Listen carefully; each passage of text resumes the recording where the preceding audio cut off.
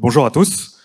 Donc, lors de cette présentation, on va vous présenter ce qu'on a fait au niveau de l'extraction structurée pour les appels d'offres et à peu près comment est-ce qu'on a fait pour créer un modèle qui est frugal avec les méthodes d'optimisation. Donc, du coup, je me présente. Donc, moi, je suis Martin Rabot, directeur technique de Deep Blue. Je suis accompagné de Rémi Poulnard, qui est ingénieur logiciel. On aurait dû être accompagné de Nathanaël, mais qui malheureusement est tombé malade, qui est chargé de recherche au CNRS et au Labri, et qui nous a aidés sur ce projet et bien évidemment sur cette présentation. Donc du coup, lors de cette presse, on va d'abord introduire un petit peu qui on est, sur quel sujet est-ce qu'on va en travailler. On va parler après de la problématique donc de l'extraction structurée et de comment ça se passe exactement pour nous et quel est le but qu'on recherche. Et ensuite, on va parler de comment est-ce qu'on a créé ce modèle-là, comment est-ce qu'on l'a optimisé, quelles sont les méthodes que nous avons appliquées. Et enfin, on va faire une petite ouverture sur, OK, une fois qu'on a un modèle qui travaille plutôt bien, qui est bien optimisé, qu'est-ce qu'on peut faire avec ? Donc déjà, nous, on est Deep Blue. On est une start-up qui a été créée en 2017 entre Montpellier et Bordeaux. Donc notre métier, c'est de récupérer des appels d'offres partout en France surtout, mais aussi un petit peu en Europe, et de les mettre ensuite sur une plateforme. On récupère des appels d'offres, on récupère des articles de presse, on récupère des bulletins de conseils municipaux, bref, toute information qui est liée au marché public, en fait, on va essayer de les récupérer de différentes sources et de les mettre ensuite sur une plateforme, de les indexer, et ainsi nos clients ils vont être au courant de ce qui se passe sur le marché actuellement, le plus en amont possible, parce que même une fois que l'appel d'offres est donné, en fait c'est déjà un petit peu trop tard. Souvent on veut avoir des informations avant de ce qui se passe, qu'est-ce qui se passe dans les conseils municipaux, qu'est-ce qui se passe actuellement au niveau économique dans la région, etc. Quelles sont les décisions qui sont prises. Bonjour à tous. Donc, je vais vous présenter un peu le processus d'analyse chez Deep Blue. Donc, comme l'a dit Martin, on a énormément de notices assez variées. Alors, une notice, ça peut être un appel d'offres, mais il y a aussi très souvent des documents qui sont attachés. Donc, ces notices, on les récupère principalement par API, c'est notre plus grand fournisseur. On a aussi des fournisseurs de données au format XML. Ensuite, on a des scrappers qui vont aller chercher directement la donnée. On a à peu près 33 000 communes sur lesquelles on va chercher cette donnée. Une fois qu'on a récupéré toute cette donnée, donc c'est quand même une grosse volumétrie, on va faire une agrégation des différentes sources et faire une déduplication pour éviter d'avoir trop de données similaires entre les différentes sources. Une fois qu'on a fait tout ça, on fait une analyse poussée de la notice et des documents. Ensuite, on va indexer dans nos systèmes. Donc nous, en base de données, on a classiquement du Postgre, et pour l'indexation pour nos clients, on a du Elastic. Et ensuite, on fait un système de suivi de marché. Dans notre application, on a un système de query où les utilisateurs vont pouvoir mettre des filtres sur les sujets qui les intéressent, et dès qu'on a une nouvelle notice qui peut les intéresser, on les notifie. À cela, on associe un historique des données sur plusieurs années qui permet de voir l'évolution des marchés. Donc très classiquement, voici une notice du BOAMP. Donc BOAMP, c'est vraiment notre plus grande source, elle est très qualitative. Il y a une API, donc ça nous facilite la vie. Par contre, il y a plusieurs formats. Il y a aussi une nouvelle norme qui est en train de se mettre en place qui s'appelle eForms, qui essaie d'être respectée sur l'ensemble de l'Union européenne.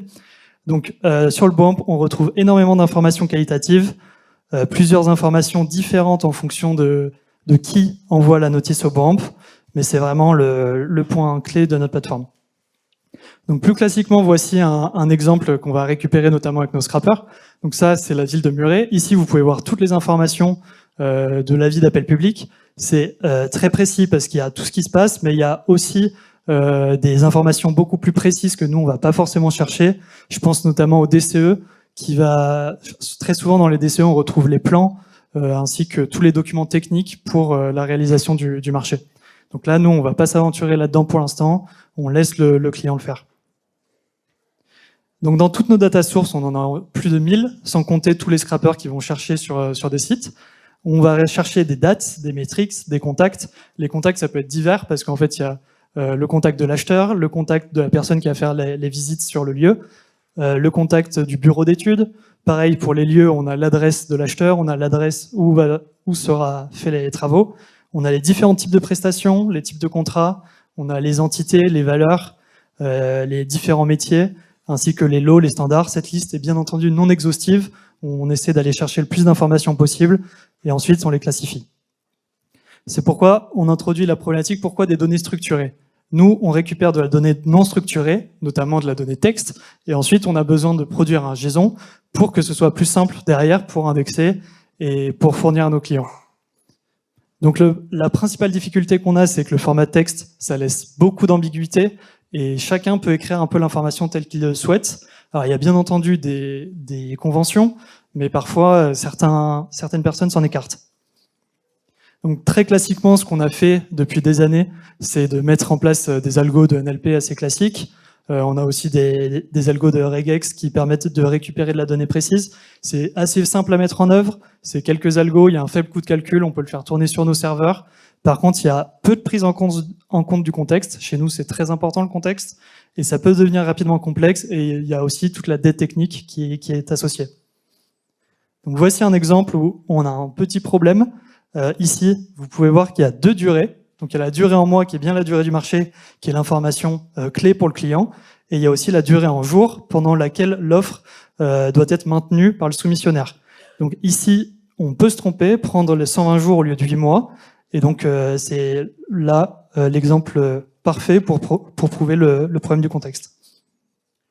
Donc du coup, avec toutes les avancées qu'il y a eu au niveau LLM, évidemment, nous on s'est dit, ok, on a un problème de contexte, on va aller regarder les LLM qui ont l'air d'être spécialisés là-dessus et regarder ce qu'ils sont capables de faire. Donc déjà un petit rappel, les LLM, donc ce sont des réseaux de neurones. Le principe étant de multiplier des matrices entre elles avec énormément de paramètres. On va parler en milliards de paramètres. Et ce qui est important, notamment au niveau innovation pour le côté LLM, c'est ce qu'on va appeler la tête d'attention. C'est ça qui va permettre de prendre en compte le contexte de façon optimisée et que de pouvoir ainsi prédire le prochain token, le prochain mot à partir du contexte sans avoir de graves problèmes au niveau computation. Mais on va voir ça juste après. Donc, rapidement, lorsqu'on a envie de travailler avec un LLM, à peu près comment ça se passe. Donc, on va partir, au début, on va pas prendre, évidemment, on va pas développer nous-mêmes un modèle. Il y a plusieurs modèles qui sont faits par Google, Meta, Mistral, etc. Eux, ce qu'ils font, c'est qu'ils vont récupérer d'abord toute la donnée qu'il y a sur Internet. Et à partir de ça, ils ont un énorme dataset. Ils vont créer une architecture LLM et ils vont faire ce qu'on appelle un pré-training pour obtenir un modèle de fondation. Et une fois qu'ils ont un modèle de fondation, qui est capable de parler, qui est capable de converser, qui est capable de prédire après le prochain mot, on va le spécialiser sur des tâches. On va faire ce qu'on appelle du fine-tuning, c'est-à-dire qu'on va faire un petit entraînement supplémentaire pour l'entraîner sur des tâches. Et ça, donc ça, ce sont toujours les grands providers comme Google, Meta, etc. qui vont le faire. Et généralement, ils vont ainsi spécialiser les modèles qu'ils vont ensuite publier sur différentes tâches. Par exemple, le ChatGPT va être spécialisé pour être un personal assistant, ils vont faire un fine-tuning dessus, à partir du modèle de fondation GPT-4o ou d'autres modèles. Et GPT-4o même qui peuvent release en API sont parfois spécialisés pour certaines tâches, etc. Donc après cette tâche-là, donc nous ce qu'on va faire, c'est qu'on va d'abord essayer de regarder à peu près tous les modèles qu'il y a, sur quelles tâches elles sont spécialisées, et essayer de rechercher pour nous, dans notre cas du moins, ok, quelles tâches on a besoin, avant de regarder d'abord les modèles qu'on va utiliser. Donc au niveau de l'extraction structurée, il y a vraiment deux grandes tâches qui ressortent. La première, c'est ce qu'on appelle le question answering. Le principe, il est simple, c'est on pose une question, l'IA répond. La différence qu'il y a avec notamment le côté chatbot, le côté assistant personnalisé, c'est que dans le question answering, l'IA est vraiment entraîné pour répondre avec un contexte, dans le contexte. C'est-à-dire que généralement, avec un personal assistant ou ce genre de choses, l'IA, elle va plus être entraînée à répondre à partir de ses données d'entraînement, à partir un peu toute seule, un peu sans contexte, avec juste quelques instructions sur comment est-ce qu'elles doivent répondre. Dans le question answering, elles doivent vraiment juste regarder le contexte, donc ça va être assez précis. Comme, pareil, on parle de LLM qui s'est quand même spécialisé pour prendre en compte le contexte, voilà, elle peut reformuler, elle peut résumer, etc. Ça fonctionne très bien avec des petits modèles, le question answering, parce que c'est quand même quelque chose qui est très simple pour l'IA de faire. Donc c'est très optimisé. Par contre, nous, dans notre problématique, sur laquelle on a, comme l'a montré Rémi, il y a beaucoup de champs à récupérer, eh ben, si on doit faire appeler un modèle pour chaque champ, en question answering, on peut en avoir 30, 40, 50 comme ça, ça va être très long, parce qu'en fait, on doit à chaque fois, en plus, lui redonner le contexte. Donc, le question answering, c'est pas mal, c'est optimisé, mais que si vous avez que 4 ou 5 champs ou ce genre de choses. Donc la deuxième approche, c'est ce qu'on appelle le structure extraction. Structure extraction, c'est quelque chose qui aujourd'hui est plus ou moins n'était pas totalement en vogue tout de suite il y a 2 ans quand vraiment le LLM est sorti de terre, mais qui aujourd'hui de plus en plus, il y a de plus en plus de modèles qui sont fine-tunés, de modèles des gens qui fine-tunent pour les structure extraction. Vous allez trouver de plus en plus de modèles qui sont vraiment déjà bien optimisés pour ce genre de tâches. Ce qui est pas mal avec le structure extraction, c'est qu'on a d'un coup la réponse, ça règle nos problématiques d'un seul coup. Donc c'est très pratique. Par contre, pour que ça fonctionne bien, il faut généralement des grands modèles. Contrairement au question answering sur lequel on peut avoir des petits modèles, le structure extraction, ça marche vraiment bien qu'avec des grands modèles, ou alors il va falloir vraiment travailler avec, si vous voulez utiliser des petits modèles. Donc, une petite approximation justement pour voir après, ok, qu'est-ce qu'on va utiliser. Donc ça, c'est une approximation, un extrait d'un petit benchmark qu'on a fait, nous, de notre côté, côté Deep Blue. Donc là, vous avez quelques modèles. Au niveau des méthodes, c'est soit du few-shot, lorsqu'on va utiliser notamment des modèles par API qui ont un énorme contexte. Par exemple, GPT-4 Mini, ils ont 128 milliards de tokens, 128 000 pardon, de tokens en contexte. Et donc du coup, pour nous, c'est comme mettre 10 notices, 15 notices déjà en exemple, de lui montrer, ok, quand je t'envoie ça, tu me réponds ça, quand je t'envoie ça, tu me réponds ça, quand je t'envoie ça, tu me réponds ça, comme ça, directement dans le contexte, sans même devoir l'entraîner avant, de pouvoir faire quelque chose avec le modèle.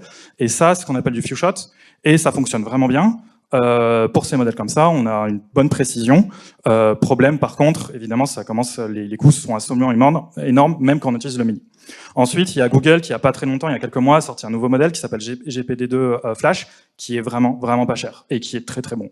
Alors, au tel point que nous, on se posait la question quand même de savoir si, bon, on est pratiquement sûr que c'est pas rentable pour eux, et à quel point, en fait, ça va tenir ça. Est-ce qu'au bout d'un moment, ils vont limiter, on ne sait pas. Mais aujourd'hui, c'est très intéressant de l'utiliser. Par contre, évidemment, ça vous lie à Google et c'est d'autres problèmes de souveraineté. Ensuite, il y a côté Mistral, par exemple, donc Mistral 7B, qui est un modèle qui est sorti il y a 2 ans, qui est déjà un petit peu ancien maintenant, et qui du coup est un petit peu plus lent, est un petit peu va prendre est pas tout à fait encore assez précis. Il faut vraiment travailler avec. Et là, les résultats sont un peu moins bons. Alors nous, on a déjà un petit peu fait un premier fine-tuning là-dessus pour le tester, pour le benchmark, et pour voir un petit peu les résultats qu'on avait avec déjà un premier fine-tuning. Mais voilà, c'est excellent. Par contre, ce qui est bien, c'est qu'il est open, ce qu'on appelle open weight, hein, il est disponible, on peut le prendre nous-mêmes et on peut l'installer nous-mêmes sur notre machine, donc ça c'est pratique. Et ensuite, donc, nous, du coup, on a ensuite testé vraiment les tout petits modèles, les modèles à 1 milliard de paramètres, à 0,5, des modèles qui, lorsque vous l'utilisez directement, ils sont très mauvais de base, mais il y a quelque chose à faire avec, notamment lorsqu'ils ont déjà été un peu spécialisés sur la structure extraction.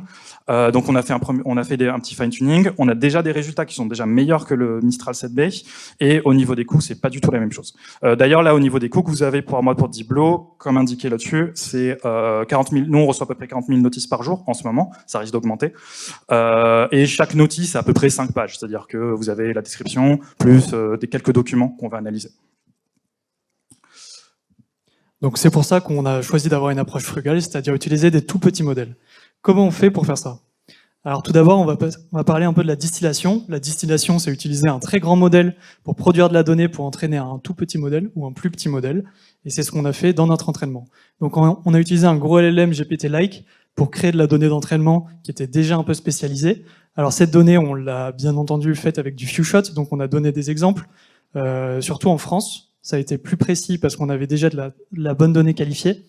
Ensuite, on soumet cette donnée à validation humaine. On a un logiciel pour ça que je vais vous présenter juste après.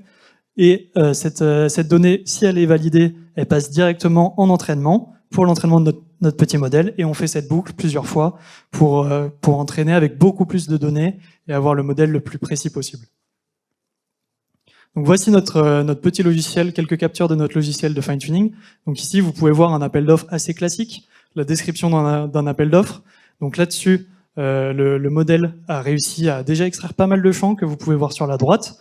Donc on a vraiment la plupart des informations qui sont mises. Mais nous, on veut aller beaucoup plus loin, c'est-à-dire que là, vous pouvez voir le code postal qui a été trouvé, c'est 25 300, donc c'est le département du Doubs, mais il n'a pas été mis directement dans la case dédiée. Donc nous, ce qu'on cherche, c'est vraiment d'avoir un modèle qui peut tout faire pour nous, à un faible coût et avec une super qualité. On a aussi le code CPV. Donc le code CPV, c'est une description du marché qui est saisie par la personne. Et ce qui peut être intéressant, c'est nous-mêmes de vérifier si le code CPV mis est en adéquation avec l'intitulé du marché. Et donc ça permet d'avoir une double vérification. Concernant le fine-tuning, on a aussi une optimisation qui s'appelle le LoRa. Donc le LoRa, classiquement, dans un fine-tuning classique, on va, au cours de l'entraînement, mettre à jour les poids des matrices. Et le LoRa, le principe est simple, c'est qu'au lieu de modifier ces matrices qui sont absolument gigantesques, on va prendre des plus petites matrices pour chaque couche et on va updater seulement ces matrices avec les poids nécessaires. Donc ça permet de réduire la mémoire, de diminuer les coûts et donc d'avoir un entraînement plus rapide. Et à la fin de l'entraînement pour l'inférence, on réapplique seulement ces poids, ces petites spécifications en fait. On va le réintégrer dans le modèle de base avec ces grandes matrices et on aura un modèle adapté qui sera fine-tuné donc sur la tâche précise qu'on a pu entraîner, plus l'apprentissage initial du modèle. Concernant l'inférence, on a aussi une optimisation à faire. C'est utiliser une librairie qui s'appelle VLLM. Ça permet d'utiliser la puissance des GPU et notamment la parallélisation. Donc, ce qui permet d'avoir une génération plus rapide de tokens, donc un coût réduit. Et en fait, chaque GPU est vraiment segmenté pour avoir une meilleure utilisation de leur puissance. Et une dernière optimisation à faire, qui est de plus en plus en vogue en ce moment, qu'on appelle le Mystery of Expert. Le principe, c'est de séparer chaque layer en différents experts. Et donc, du coup, en fait, de séparer, on va dire, plutôt que de prendre un layer tout entier, vous allez le segmenter. Et vous allez ensuite utiliser un routeur, qui est un autre petit modèle qui a été entraîné, pour dire, lorsque vous avez une query et des inputs, de les diriger vers les experts qui sont les plus... que le routeur va estimer comme étant les plus pertinents à répondre à la question et sur lequel qui a le plus de performance au niveau de l'input. Et ça, c'est très intéressant parce que ça va nous permettre d'utiliser généralement des modèles qui sont plus gros ou même d'entraîner des modèles qui sont plus gros avec bien moins de puissance parce que du coup, on va pas utiliser tout le modèle d'un coup. On va utiliser simplement une partie. Si vous divisez là, par exemple, votre modèle en 4 experts par couche, bah, vous utilisez qu'un quart, par exemple, ou vous pouvez choisir d'en utiliser 2 d'un coup. Et donc, du coup, ça va permettre donc de prendre des grands modèles, au moment de l'inférence ou de l'entraînement, de n'utiliser qu'une partie, et donc du coup de paralléliser, de complètement paralléliser le système. Et c'est ça qui permet en fait aujourd'hui notamment d'avoir les avancées actuelles en termes de réduction de coûts, d'optimisation. C'est vraiment avec ce genre d'outils-là qu'ils arrivent à optimiser leur modèle, de faire des grands modèles qui sont au niveau de l'inférence et au niveau de qui sont pas chers à entraîner et qui vont très très vite au niveau de l'inférence. C'est avec ces méthodes-là. Donc ensuite, là, on a parlé beaucoup du coup d'utiliser des modèles de LLM, de comment les optimiser, etc. Mais évidemment, il y a aussi donc toute la partie approche numérique responsable. Vous n'êtes pas sans savoir que voilà, c'est quelque chose qui aujourd'hui utilise beaucoup de ressources, que ce soit énergétiques ou économiques. Donc déjà, évidemment, comme on l'a présenté lors de cette présentation, l'utilisation des LLM de petite taille, notamment pour des tâches, c'est vraiment ce qu'il faut. Il faut vraiment, évidemment, aujourd'hui, une grosse partie de la médiatisation et même aussi un petit peu de la recherche, notamment au niveau américain, est vraiment concentrée sur créer des modèles les plus grands possibles, les meilleurs possibles, qui répondent le mieux possible aux questions. Alors que, du moins dans notre cas, et même on l'observe un petit peu autour de nous, généralement des tout petits modèles et même des modèles qui sont de plus en plus petits peuvent répondre à des questions qui sont même complexes comme le nôtre, qui est d'extraire des informations d'une appel d'offres d'un coup de façon structurée. Et aujourd'hui, notamment en France, on essaye vraiment d'aller dans cette direction-là. Et après, il y a toute la question évidemment d'utilisation des serveurs écologiques certifiés, etc. Pareil, là, il y a une prise de conscience qui est arrivée. Il y a de plus en plus de fournisseurs et de data centers qui mettent vraiment l'accent dessus. Vous avez des innovations qui sont faites dans ce sens-là. Donc là aussi, il y a des bonnes actions à faire pour chercher des serveurs qui sont écologiques, qui sont certifiés, etc. Aussi au niveau de mesure, nous on utilise ce qu'on appelle le GR491, pardon. Ça, c'est une liste en fait de requis à avoir pour être numérique responsable, et ça donne de bonnes guidelines, de voir un petit peu déjà ce que vous avez manqué, et ce qu'il y a des choses à faire que vous ne faites pas forcément encore. Et donc du coup de mesurer et à quel point au niveau de l'évolution de votre projet, est-ce qu'il devient de plus en plus numérique responsable, ou au contraire est-ce que vous avez perdu la ligne. Un autre point aussi, niveau souveraineté, on a quand même la chance aujourd'hui d'être dans l'un des meilleurs écosystèmes au monde. On a de très bonnes entreprises, on a de très bons chercheurs. Et donc on est aussi à la pointe. C'est un domaine qui est quand même un petit peu à la pointe, sur lequel il y a beaucoup de recherche. Donc n'hésitez pas à aller voir effectivement les établissements de recherche, de publics de recherche locaux. Voilà, nous on est avec le Labri, avec l'Institut aussi de Montpellier. Il y a des chercheurs qui travaillent sur le sujet et qui peuvent vraiment apporter, et vous pouvez vraiment avoir une très bonne symbiose entre entreprises et établissements de recherche là-dessus. Et encore une fois aussi, pareil, vous avez des modèles d'open source français, comme j'ai dit, très bon, on a un excellent écosystème. Après, ça, c'est plus pour nous. Niveau de la donnée, on parle que de la donnée publique ici. Ce sont des données qui sont publiées par des journaux, qui sont publiées par les municipalités, qui sont publiées par des agences, par l'État, etc. Il n'y a absolument aucune donnée privée, même lorsqu'on va les récupérer sur Internet. Et donc, pareil, c'est quelque chose sur laquelle il faut faire attention. Mais dans notre cas, ici, du moins, c'est pas un énorme problème. Donc, au niveau de la suite. Donc maintenant qu'on a un modèle qui fonctionne plutôt bien, enfin du moins qu'on est en train de développer ce modèle-là qu'on est actuellement en train d'améliorer, il y a évidemment d'autres choses à faire. Et il y a l'embedding et le RAG par exemple, donc c'est-à-dire aller chercher, vous avez un corpus de documents et vous voulez tout simplement poser une question dans un langage naturel et recevoir une réponse dans un langage naturel aussi, ou peut-être même en structuré. Le RAG et l'embedding, quand même, on s'aperçoit, et nous on a fait quelques tests, ça consomme. Ça demande beaucoup de modèles pour que ça fonctionne très bien. C'est un peu une superposition de différents modèles qui vont faire des tâches différentes pour que ça fonctionne bien. Et donc du coup là, pareil, il y a des choses à faire au niveau optimisation pour que ça fonctionne très bien. Et enfin, en dernier, au niveau international, une fois qu'on a un système qui fonctionne bien en France, évidemment, après, les modèles pareils sont de plus en plus multilangues et donc fonctionnent de plus en plus. Les gens les entraînent, notamment les grandes entreprises, vont les entraîner de plus en plus avec des langues différentes, notamment en Europe.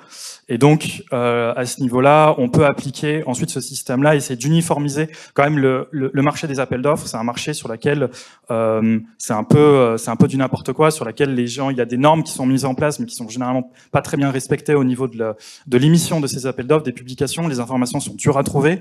Et donc, si en France déjà on arrive à les uniformiser, mais alors aussi au niveau international, ce serait absolument génial. Donc voilà, donc merci pour votre attention et on reste un petit peu si vous avez des questions.